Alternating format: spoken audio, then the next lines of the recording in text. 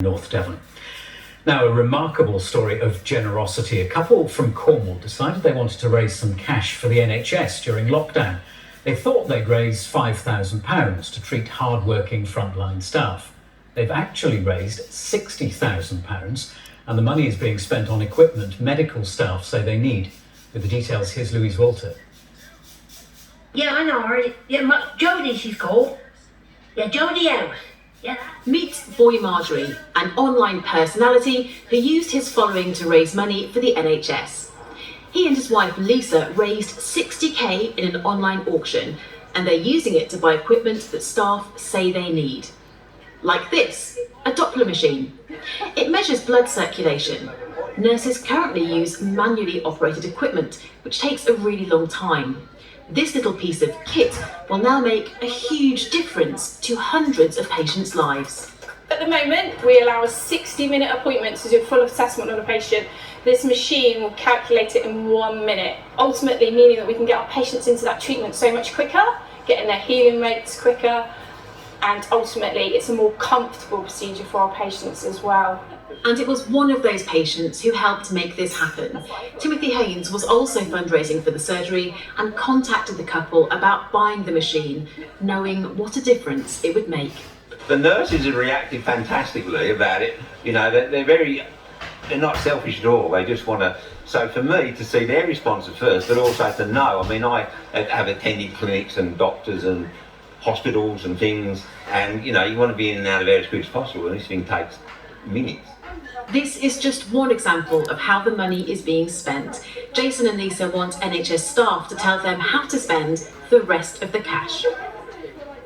And I'm delighted to say Lisa and Jason R.Sincock, alias Boy Marjorie, join us live from their home. Welcome to Spotlight, both of you. First of all, congratulations on the amount you've raised. What did you make of the generosity shown? Absolutely amazing. The Cornish people, and further up we went to Australia, Denmark, Russia, all over the place. So the generosity was just huge, wasn't it? Absolutely huge. Yeah, I think the fact that what the socialising people would normally be doing, that was all completely taken away from them. So this was like their new night out. Yeah. Just watching us live. We cleverly done it. We sort of made it into an evening of wine. And I think people used to start quite early in the day because they couldn't go out anywhere. And tell us a bit about the equipment. We saw there the difference that it's already making. You want people now to suggest other pieces of equipment that could be bought for the NHS. What sort of things are people asking about? So we've had a bladder scanner, which we are donating to St Michael's Hospital in Hale. We've got blood pressure monitors going to Penzance. We're waiting to hear back from Derriford because we're going up to Derriford, even though it was kind of originally it was from Cornwall down, but we had so much sort of help from the Devonians as well as the Cornish people. Everyone's got really big hearts in through all of this. I think the NHS has sort of had a huge impact. So we're going to Derriford as well, and that was our main aim, was to buy items for the NHS rather than sort of just giving them, you know, £2,000 or £3,000 to their funds. And Lisa, what was it like organising it logistically? How did it all work? I spent a lot of time in my dressing gown. I couldn't have done it better. She's the darling. I would come in the morning and I would just drink coffee and sit at my laptop, and before I knew it was dinner time. And with, well, 2 children as well, trying to look after them. Yeah, the kids were great. They were brilliant. Yeah, the kids were great.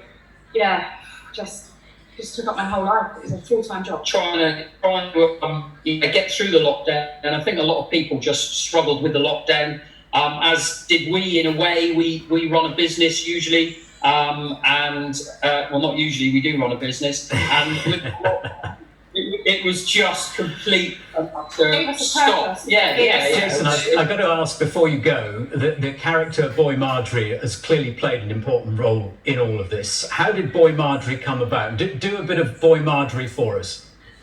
Yeah, well, Justin, I tell you what, my darling, Boy Marjorie come about, was up in Cardiff watching England play Wales up in Cardiff Arms Park. And a good friend of mine rang me on the hotel telephone, and I'd done the Boy Marjorie voice to him, explaining that I wanted to meet him down in the jacuzzi, and then I realised it wasn't him. So it all started. Obviously, building sites, it's it's pretty well known now. So yeah. I wish we had more time to hear more, Boy Marjorie, but I know there's plenty online. People can go and have a look themselves. Congratulations again on all that you've done so far. Keep up the good work. Thank you both for joining us tonight. I'd just like to say, Justin, thank you to all that gave it. You know, it wasn't about us, we done it, but we couldn't have done it without all the Cornish people and all the English people. There was a lot of people involved. So thank you to you all that gave. It was absolutely fantastic. Brilliant stuff. Well done. Thank you very much indeed, both of you. Now, work to repair.